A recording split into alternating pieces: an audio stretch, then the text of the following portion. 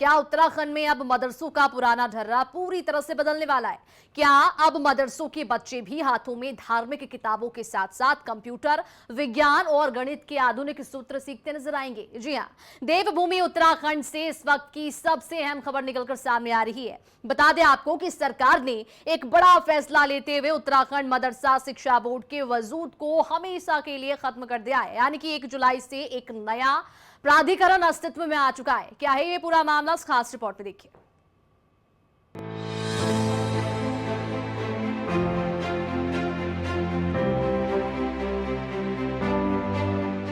उत्तराखंड की शिक्षा व्यवस्था में आज यानी 1 जुलाई 2026 से एक नए युग की शुरुआत हो गई। सरकार ने बड़ा कदम उठाते हुए उत्तराखंड मदरसा शिक्षा बोर्ड का अस्तित्व बीती 30 जून को समाप्त कर दिया। इसकी जगह उत्तराखंड अल्पसंख्यक शिक्षा प्राधिकरण कमान संभाल चुका है, जो राज्य के सभी मदरसों की निगरानी, मान्यता, पाठ्यक्रम का संचालन करेगा। इस नई व्यवस्था का सबसे बड़ा मकसद मदरसों के छात्रों को आधुनिक शिक्षा देकर उन्हें सरकारी नौकरियां और प्रतियोगी परीक्षाओं के लिए तैयार करना है।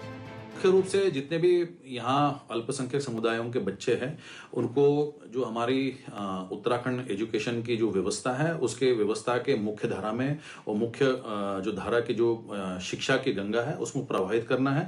और साथ में ये शिक्षा की जो गंगा बहेगी, इसके साथ साथ वो अपने धार्मिक जो उनकी व्यवस्था है, उनके अधिकार है, वो अधिकार का भी जो है संरक्षित करना। ये दोनों एक हाइब्रिड मॉडल है जो उत्तराखंड द्वारा पहली बार पूरे भारत में इस प्रकार की व्यवस्था संविधान के जो व्यवस्था है उसके अनुरूप की गई है। उत्तराखंड ये पहला राज्य है जो सभी हमारे अल्पसंख्यक समुदाय के जो शिक्षा है और उनके जो संविधान में जो उनके धार्मिक शिक्षा का जो अधिकार है, उसका अनुपालन में जो है ये व्यवस्था क्रियान्वयन कर रहा है। नई शिक्षा व्यवस्था के मुख्य नियम: एनसीईआरटी पाठ्यक्रम, सुबह की पाली में हिंदी, अंग्रेजी, गणित, विज्ञान, कंप्यूटर अनिवार्य। धार्मिक व नैतिक शिक्षा, शाम की पाली में धार्मिक शिक्षा के साथ संविधान और मानवाधिकार का पाठ। मान्य प्रमाण पत्र, मानकों पर खरे उतरने वाले छात्रों को राज्य शिक्षा बोर्ड का सर्टिफिकेट मिलेगा। छात्र संख्या अवस्थापना के आधार पर ही मिलेगी मान्यता। सरकार के इस फैसले का उत्तराखंड वक्फ बोर्ड ने खुलकर स्वागत किया। वक्फ बोर्ड के तहत चल रहे 117 मदरसों के उलेमा भी इस बात से खुश हैं कि अल्पसंख्यक समाज के नौनिहाल मुख्य धारा से जुड़ेंगे।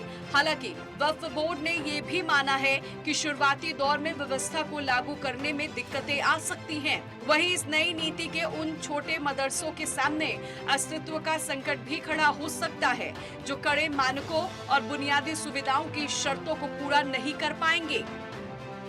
आज ऐतिहासिक दिन है। मदरसा बोर्ड जो मुस्लिम बच्चों के लिए नासूर बन गया था, मदरसा शिक्षा के लिए नासूर बन गया था, आज उसे समाप्त कर दिया गया है। वो शिक्षा जिसकी समकक्षता ना हो, जिसकी डिग्री की वैल्यू ना हो, ऐसी शिक्षा देकर आप बच्चों के भविष्य के साथ खिलवाड़ कर रहे थे और मुझे लगता है कि उस खिलवाड़ का अंत आज हुआ है। अगर मेरा बच्चा 8th करता है तो उसे 9th में एडमिशन नहीं है, 10th करता है तो 11th में एडमिशन नहीं है, 12th करता है तो ग्रेजुएशन में एडमिशन नहीं है।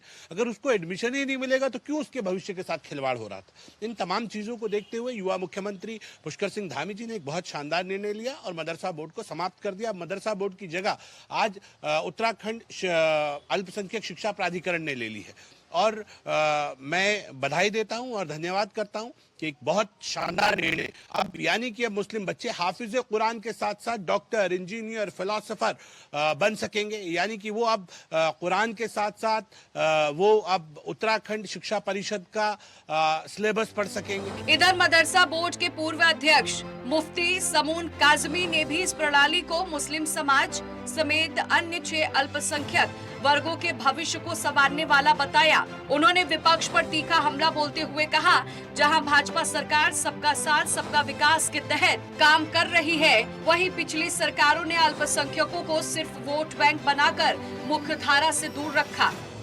मदरसा बोर्ड खत्म करके, खत्म नहीं बल्कि विस्तार और रिफॉर्म करके जिन 6 माइनॉरिटीज़ को माननीय मुख्यमंत्री श्री पुष्कर सिंह धामी जी ने शामिल करके एक नया कीर्तिमान स्थापित किया है।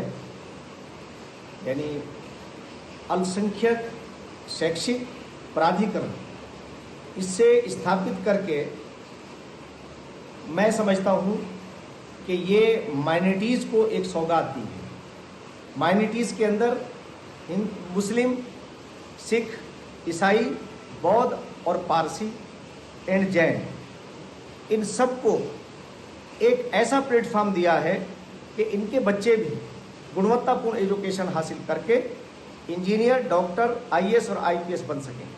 मेरा कहने का तात्पर्य है कि मुसलमानों को जो मुख्य धारा से कांग्रेस ने अपने 60 साल कार्यकाल के अंदर उन्हें पीछे ढकेला था और तुष्टीकरण की राजनीति की थी, आरएसएस और भाजपा से खौफ जता करके उन्हें वोट बैंक बनाया था, आज माननीय मुख्यमंत्री श्री पुष्कर सिंह धामी जी ने तुष्टीकरण को खत्म करके संतुष्टीकरण के रास्ते पर जो कार्य किया है वो अति सराहनीय नहीं है, अभिनंदनीय है।